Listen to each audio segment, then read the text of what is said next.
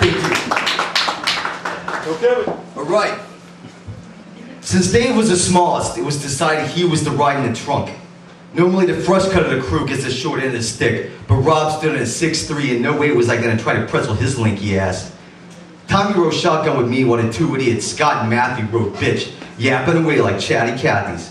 I played that ride cautiously, knowing how crazy it was to drive a car with no license, insurance, or current plates. My only cover is that I drove a maroon Altima with Oklahoma tags. No dog drives that color car. I should know. I used to be one. I had the family cruiser. We might as well have been a group of high school grads driving mom's car on a road trip, excited by the big city life. Point of view switch, page break. Scrappy, quit fucking with that broad and go put some pose on a jukebox, Mickey commanded, stabbing his left thumb over into the bar. That's all we listen to, fucking Irish ditties, Scrappy muttered. Just play the shit, alright? He barked, reaching for cigarettes next to his pistachio pile. Fairy Tale New York blared to the bar. Nothing says knock him back like a song about getting dumped on the holidays by your true love. Scrappy returned to his stool next to Mickey. His mobile vibrated from the side of his pocket of his maroon flight jacket. Yeah, we're still here. Find a place to park and meet us inside, he grumbled into his phone. Who put this bullshit on? A voice asked. Scrappy shoved his phone back into his pocket, shot his shaved skull up around only to find a stocky, flat-topped, thick-browed Polish guy standing firmly, hands on hips in front of the pool table. Got a problem, bro? Scrappy asked, a smirk on his face. Shrugging his jacket to the floor, he hopped off the bar stool, planting his feet firmly on the ground. His tattooed muscles ripped, causing the little skinheads on his arms to pulsate and skulls to scowl. The other patrons at the bar stopped their commotion. I'm not your bro, you Irish faggot, he yelled, pointing and stepping up to Scrappy. His hands balled fists ready to be catapulted. Nostrils flared while the curves on his face pulled closely together, forming a devilish grin. I'm Italian, and your blockhead Polak ass can eat shit, Scrappy retorted, squaring up to him. Hey Pico, you mess with him, you mess with me, Mickey hissed. With his inked-up arms now a jungle of veins, he rose from his bar stool, tall and toned, and slid behind Scrappy. So you're the Irish faggot, the Polak added. I'm in no mood for this shit, we're out of here, Mickey said, standing his ground.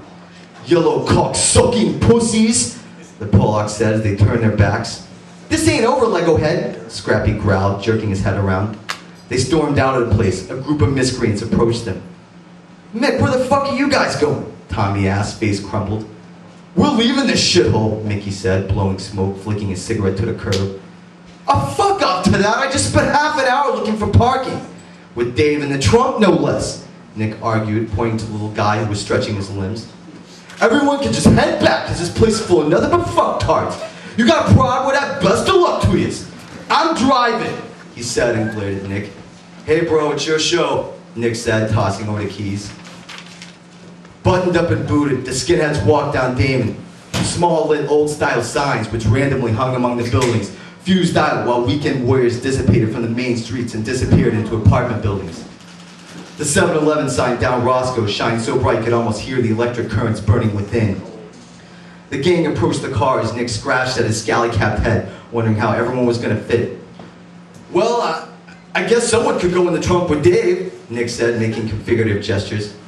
Fuck that shit, I knew you were thinking of me, fuckhead. No way am I getting that close to another dude, Scott said. Don't worry, we never put your angry time bomb ass in there, Mickey said. Who the fuck is this guy? He added. Oh, that's Rob, he's new, Nick replied, pointing to his right.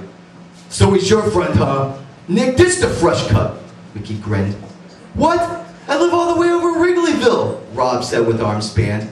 Sorry, kid, old school skins only. Hit the road, Scott said, pointing down the street. Rob looked over to Nick, hoping he'd step up, but instead received a shrug from his friend. He glared back, then headed down Damon, but stopped in his tracks, spinning back around. I just realized I don't know where I am, he declared. I'll call you later. Just keep walking south down Damon, and you'll eventually hit the blue line at Damon north of Milwaukee, Nick pointed. You guys are assholes, Rob laughed and began his long descent. Well, looks like it's the Just Us League, Tommy joked, pointing to his face and opening the door.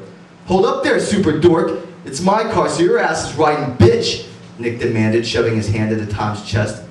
Well, excuse me, silver sucker, Tommy said, stepping over to the back door. Man, you skinnies are always cracking comic book jokes. Why don't you guys grow up? Matthew bantered, rolling his eyes. You're just jealous because we look your age and you look like a burnout jock, Nick said, pointing to Matthew's gut. Burn? Tommy cackled. Since Freshie Numbnuts is gone, I'm crawling in the back, Dave said, stretching with a smile. The back is right. Back in the trunk, that is. Scott's been around longer than you and your ass, and I damn sure ain't getting back there, Scrappy added, pulling him out from the back seat. Dave was no match for Scrappy with his bulky muscles and iron grip. Tom, Matthew, Scott, and Scrappy squeezed into the back seat, shut the doors, and left little Dave standing in the street. Mickey rolled down his window and commenced to smoking. You can either go play patty cake with that Rob kid, or get in the trunk, Mickey said, blowing smoke in his face. They all laughed as he popped the trunk and watched Dave begrudgingly drag his feet to the rear, jump in, and pull down the lid. As they drove down the street, a familiar face stepped out of Mulligan's. You fucking pussies, have a good night, the Pollock said, waving as they passed. Who was that fucker? Scott asked. Someone we met inside, Scrappy replied. Fuck it, I'm fixing this, Mickey said, his face beet red. Reversing the car and turning the wheels, Mickey sped around to the back alley, popping the trunk so Dave could get air. Everyone stay in the car. Scraps, you're coming with me, Mickey ordered, parking behind the bar. Dave jumped out from the trunk and took the empty seat in the back. As they swaggered around the corner toward the front, the Pollock stood trying to flag down a cab. What was all that pussy shit about, bitch? Mickey said, hands in the air. Fuck you, the Pollock said, turning his head. Mickey rushed him, clotheslining a fist into his nose. The Pollock fell back but caught himself, planting his right foot behind him as the two hooligans dashed back around the corner, got into the car with little Dave stretched across their laps. What the fuck'd you do? Tommy asked. Just had to set that shithead straight, Scrappy replied with a grin. They pulled back around when suddenly the Pollock jumped in front of the car. They all stared at him, pounding in the hood while blood dripped from his nose. Face snarled, and red as the river of pain that ran down his face. Mickey's eyes glared with fury. We not done yet, cocksucker, the Pollock said, clenching his fist with a grin. His dull green eyes seemed to blacken with hatred. Mickey stomped the pedal to the floor, steamrolling the poor bastard underneath the car. Bringing it to a halt, he backed up with everyone, and everyone got out. Mickey, reserved, sat behind the wheel smoking. What's up now, bitch? Scrappy growled. His jeans and white t-shirt were heavily soiled, ripped and bloody. They all stood around his trembling body as Scrappy leaned in and began beating, till his face was turned to lasagna. The Pollock, arms flailing, convulsed as one fist after another was laid into him. Scrappy's eyes had turned to demonic diamonds shining from a ball of blackened rage as the violence fueled the others with misfortunate laughter. Mickey flicked his cigarette out to the window, stepped out of the car and yanked Scrappy aside. This one's mine to finish, he whispered sharply into his friend's ear and pulled him away. Mickey stepped up, aimed, and finished him off with a swift kick to the head.